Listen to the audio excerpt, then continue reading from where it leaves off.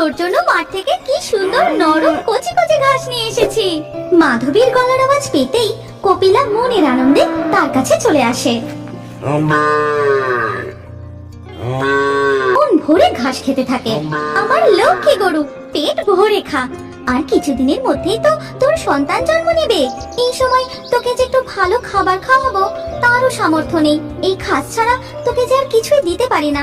মাধবী ও তার স্বামী গোবিন্দ ডিঙি ভাঙা গ্রামের এক মাটির বাড়িতে দেখাশোনা করে, আর গোবিন্দ মাঠে দিন মজুরের কাজ করে। এইভাবেই চলে তাদের সংসার। একদিন কাজ থেকে ফিরে গোবিন্দ দেখে মাধবী গোয়াল পরিষ্কার করছে। তুমি এখনো সংসারের এত কাজ করছো?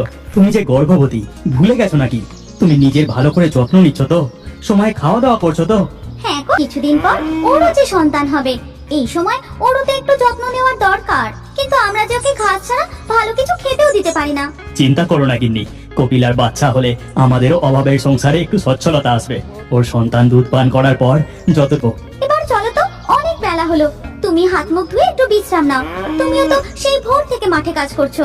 এরপর তারা দুজন ঘরে চলে যায়। আর এদিকে তাদের বাড়ির পাশ দিয়ে হেঁটে যাচ্ছিল এক বুড়ি। তখন তার গরুটা তো বেশ হৃষ্টপুষ্ট, না দোষ না দোষ, এ দুধও দেবে অনেক বেশি। এখন আশেপাশে কেউ নেই, একে চুরি করলে মন্দ হয় না। এই কথা বলে সেই বুড়ি গোয়াল থেকে কপিলার দড়ি খুলে নিয়ে চলে যায়।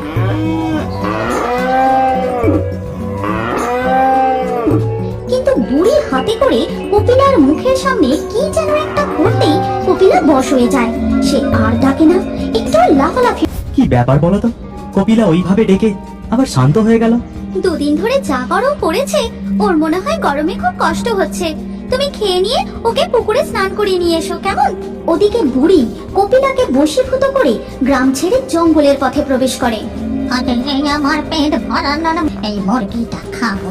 তুই ভয়ে পাশে না, তোকে এখন খাবো না। তোর বাছুর হলে আমি তোর দুধ খাবো। তাই এই যাত্রায় তুই রেহাই পেয়ে গেলি। হাসতে হাসতে বুড়ি তার ছদ্মবেশ বদলে আসতে কাটতে পৌঁছায় জঙ্গলের গভীরে ডাইনির কুটিরের সামনে। গিন্নি, গিন্নি, কপিলা কোথায় গো? গোয়ালে তো কপিলা নেই। গোবিন্দর এই কথা শুনে মাধবী দৌড়ে সেখানে আসে আর শূন্য আমার কপিলা। মাধবী রাস্তায় বেরিয়ে কপিলাকে চিৎকার করে ডাকতে থাকে। কপিলা, ও কপিলা, কোথায় গেলি মা আমার? কপিলা! দূরে গাছতলায় কিছু বাচ্চা খেলা করছে দেখে মাধবী তাদের কাছে ছুটে যায়। কপিলা কাইকে দেখেছিস? না গো কাকিমা, আমি তো এই মাত্র টায়ার নিয়ে খেলতে এলাম। না কাকিমা, আমিও দেখিনি। আমি যখন বাড়ি থেকে আসছিলাম দেখি একটা বুড়ি হাতে একটা মুরগি আর সাদা গরুকে নিয়ে হেঁটে ওই দিকটা গেল। একটা বুড়ি সাদা গরু নিয়ে যাচ্ছিল ওর দিকে। এই কথা শুনতেই মাধবী খুব ভয় পেয়ে যায়। সে আর একটু অপেক্ষা না করে সোজা জঙ্গলের দিকে চলে যায়, আর তার পিছু পিছু যায় গোবিন্দ। কপিলা, কপিলা, কোথায় তুই কপিলা?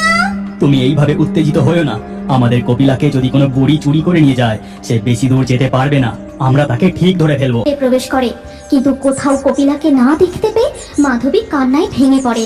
কপিলা, কপিলা মা আমার, তুই কোথায়? তুই কোথায়? সাড়া দে, ও কপিলা, সাড়া দে। তখন হঠাৎ গোবিন্দর চোখে পড়ে একটা মুরগির পালক।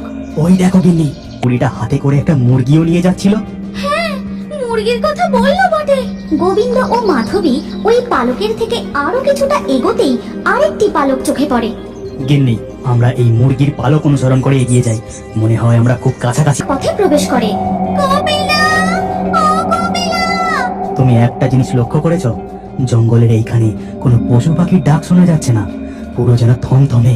কপিলাকে ডাকতে ডাকতে তারা আরো এগোতে থাকে। একে এই দিকে কোনো মানুষ আসছে বলে মনে হচ্ছে। আমাকে করে ছদ্মবেশ ধরতে হবে। কপিলারও ততক্ষণে ঘোর কেটে যায়, আর অচেনা জায়গা দেখে সেও ভয় পেয়ে খুব ডাকতে থাকে। তুমি শুনতে পেলে?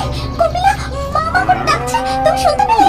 কপিলা, ও কপিলা, কপিলা! ওদিকে কপিলা তার চেনা মালিকের আওয়াজটা।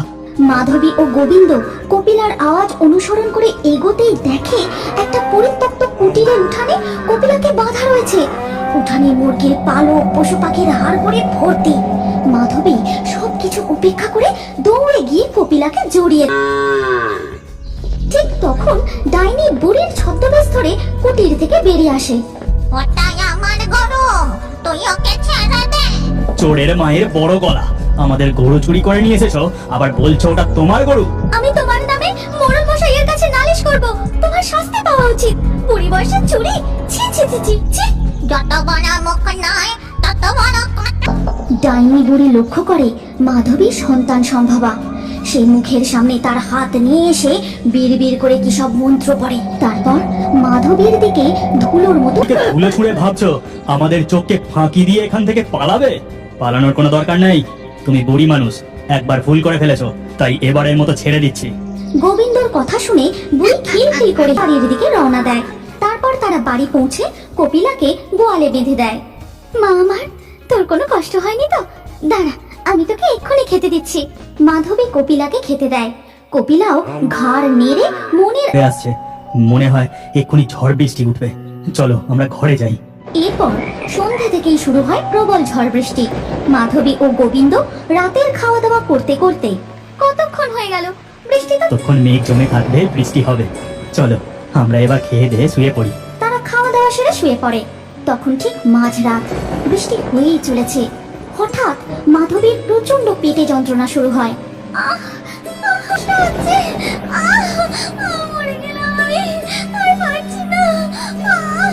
তুমি দাঁড়াও, আমি এক্ষুনি দাইমাকে ডেকে নিয়ে আসি।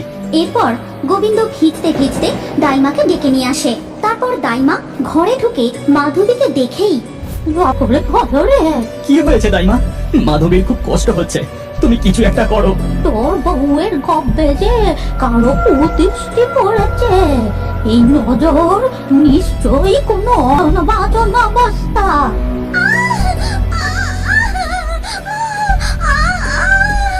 মাধবীর ব্যথায় কষ্টে কান্নার শব্দ গোয়ালে কপিলাও শুনতে পায়।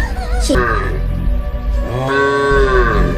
তখন দেখা যায় মাধবীর শরীর থেকে সেই ধুলোর মতো জিনিসটা কপিলা গরু নিজের দিকে টেনে নেয়। ওদিকে মাধবীর ব্যথা কষ্ট ধীরে ধীরে কমে আসে। আর এদিকে হয় তখন ঝড় বৃষ্টির মধ্যে ঘর থেকে শোনা যায় নবজাতিকার কান্না। ও গোবিন্দ, ভগবান সত্যি কৃপা করেছেন, তো বউ কন্যা সন্তানের জন্ম দিয়েছে। আর দুজনে যায় না রে। কই গো, আমার কপিলা ঠিক আছে তো? ও যে খুব ডাকাডাকি করছিল। হ্যাঁ, কপিলা এখন চুপ করে গেছে। তোমার কান্না শুনেই হয়তো ও ডাকাডাকি করছিল।